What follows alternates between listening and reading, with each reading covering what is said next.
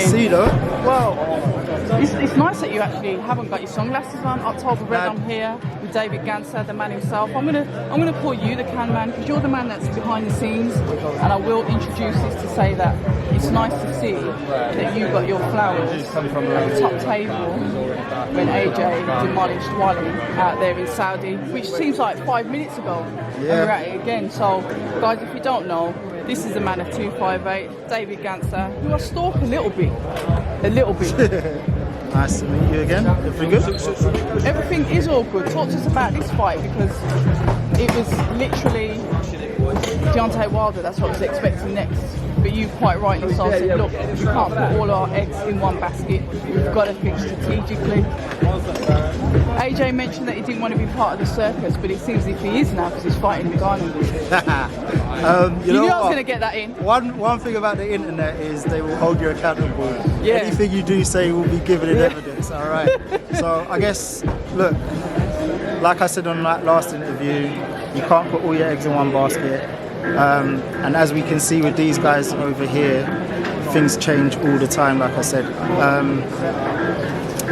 Circus, yeah, you know what, like I said, Muhammad Ali had his exhibition in his time. Did. I feel like AJ deserves to have one in his career.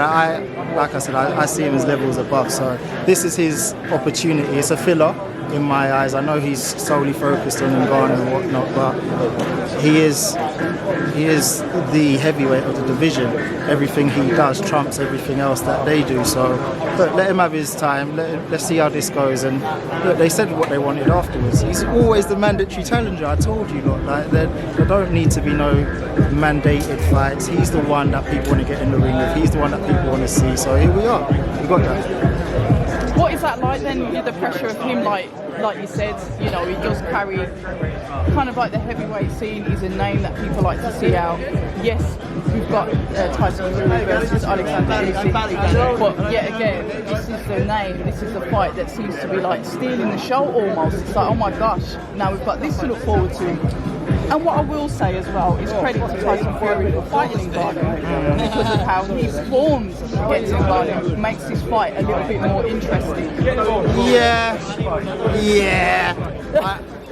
I'll give him the credit. You've got to give him his flowers. I'll give him his credit. You know what? Like I said, for me personally, as a WBC champion, I don't know if I was managing or if it was in our situation that it would have been what we would have looked at. Because as a WBC champion, I think that you've got your obligations. You've got people waiting in line to have a shot at taking your belt, and I feel like if you're holding yourself as a champion, do that. I understand because I know the numbers why he took it, so I'm not saying anything's wrong with what he did, but I just feel like when AJ was champion, we had mandatory obligations. He had to fight challengers, contenders within the top 10, top 15, and he stood on that. So I don't like to compare their journeys, but right now AJ's not currently a champion. There's no belts here. We had signed to fight a big fight. It didn't happen, so here we are. About having those strategies in place then, because we expect things to happen. To be fair, I did think that Parker was going to win. I was one of them that said he would have won. Yeah. But then there was still, it doesn't matter if he won, there was still the appetite at that time before the fight for Anthony Joshua to fight Deontay Wilder. However, after the fight finished, and I think people put polls up, I was like, I don't even really see the need for this fight, but you guys from a business position, why did you choose the Ngannou over possibly the Wilder fight?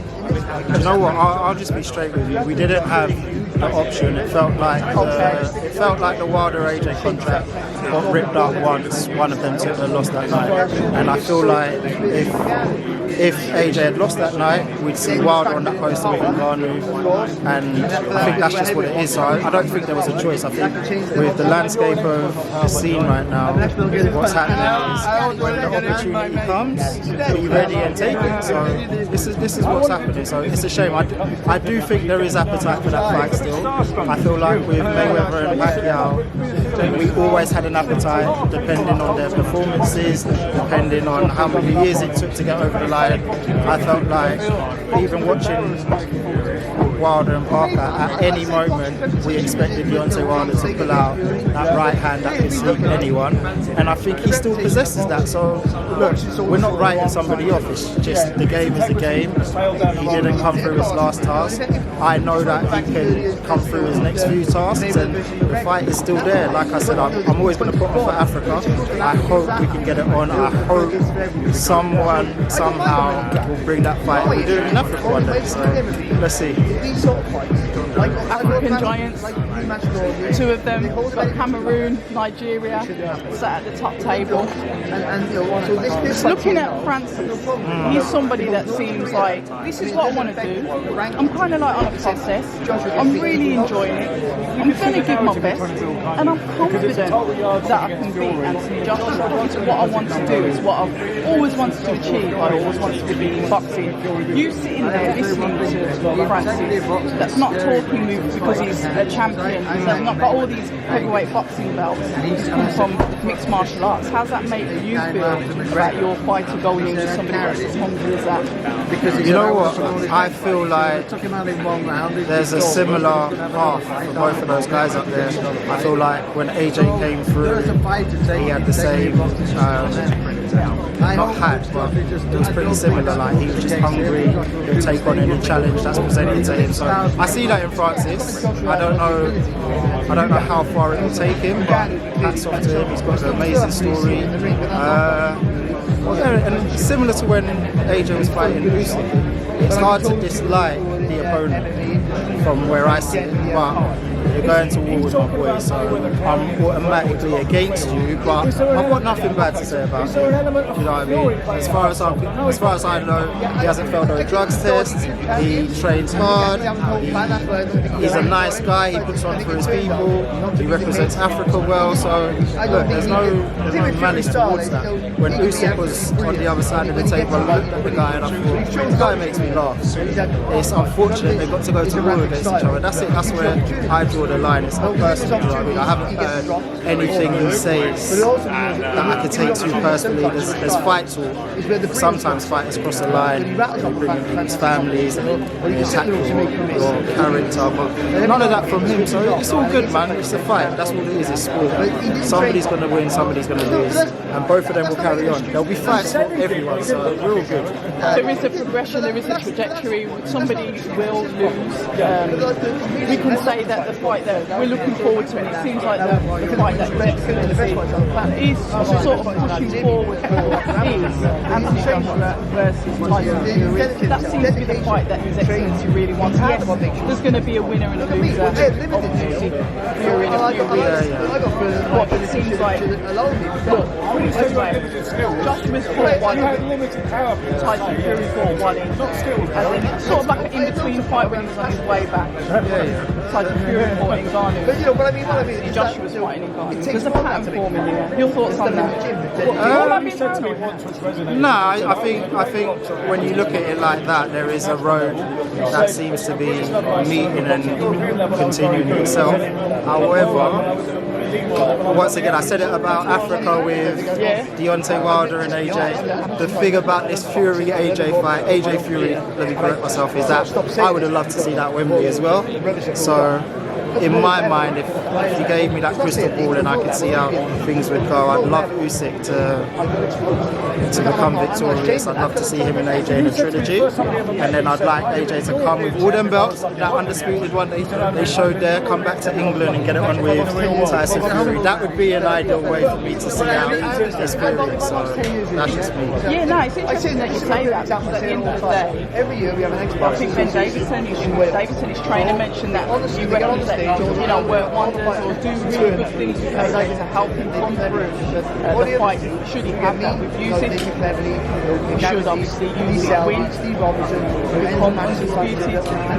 How do you see that fight going, and with AJ under the tutelage of Ben Davison? How do I see AJ Usyk going? Yeah. You know what? Regardless of Ben Davison, credit to him, I think he's amazing. I just think that my boy's not going to lose 3 times to someone, so full stop. Like, he's got his nose on the 3rd one, and regardless of what anyone says on the biased or whatever, I just can't see somebody beating him 3 times and him not being able to avenge the 2 previous losses he's got. So that's my take. And you're finding your take on the fact that Matchroom and Queensberry are working together. There's even there's excellence in it now on one seat. And this is something You know that what? No. Let me. Alright, then go on. Those who have followed me on Twitter from back in the day know that I started a tweet years ago. Oh, I can't even take credit then. No. I'm not. I started a tweet time ago, and I think I put a little drop down. I said AJ Fury. I think, who did I put? Akoli and whoever they had, and then I had Boatsy versus Yard. I dropped it down from back then, and it got picked up, and I never got credit for my tweet, but it happens in this world. But I had staged that Matchroom versus Queensberry show in my mind a good few years ago, and it'll be nice to see what they put up, because I was thinking up there, who've they got, because there's Boxer in the mix who have taken the cruiserweight division, in my opinion. Look, we'll see, and then the light heavies, who's there, but I'd like to see which 5 fighters. It kind of seems like a Pokemon battle, you know, where you got to ring your tools and see what Eddie can throw out against this person, that person. So let's see, it'll be interesting. Obviously 258 will be somewhere in that mix. None of this stuff happens without us getting our way in somewhere, so you'll see one of our fighters or us doing some work on that show as well. We like to see the growth with 258. I really do like to see that. The fact that obviously you guys are working in partnership, you're sort of like, you know, bridging the gap. You're creating like the conduit for people to work together. You know, you and Turkey, like you said, you know, anybody who's phoning, like you guys speaking on a personal term, getting these fight made. An integral part of 258. Oh, and I know you've got female fighters, you've got Shannon Ryan on there. Is there any discussion in the future for Saudi to possibly host on the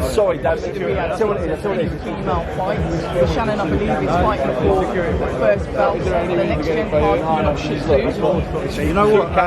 Let me give her credit where credit's due. Ramla Ali was the first female to fight in Saudi Arabia. But in the new age of where we are, do you know what? I'll be honest with you. The fights that they've been projecting, I don't think the conversations have started yet on it, but it's not to say that they won't. As you can see, they like to do big things, and I'm trying to think what are the biggest fights in the female game. I'm a big fan of Clarissa Shields, always have been. I can see something bubbling with her at the moment. I don't know. Like I said, I won't. I don't like to comment on things I don't know enough about. So let's pass on that question. But it would be good to see. And shout out Shannon Ryan as well. Title fight this year. There's some good plans with her in Matchroom. They seem to map out the road that they want to go down with her and Benga, and it looks like it's a good place. We love to hear it. Listen, I'm going to let you get on. Alright, there's a queue forming.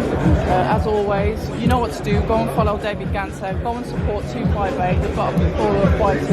They're really doing things in Saudi. Everywhere. You're doing things everywhere. But really with the Saudi work. Thank you very much. Take care, man. Alright, bye-bye.